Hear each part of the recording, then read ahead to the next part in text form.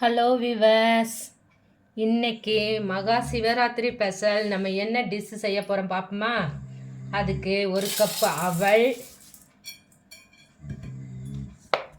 ஒரு வாழைப்பழத்தை உரித்து போட்டுறணும்.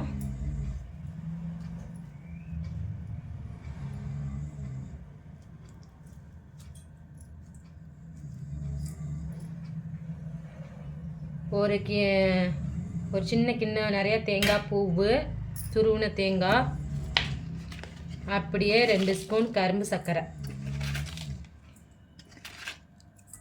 அவ்வளோதான் ஃப்ரெண்ட்ஸ். நல்லா பிசைஞ்சு அப்படியே லைட்டாக தண்ணி தெளிச்சிக்கலாம்.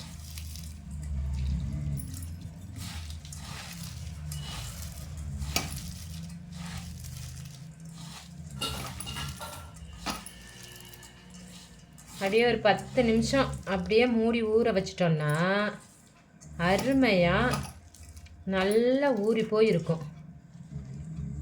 10 நிமிஷம் கழித்து பார்ப்போம். 10 நிமிஷம் ஆயிடுச்சு.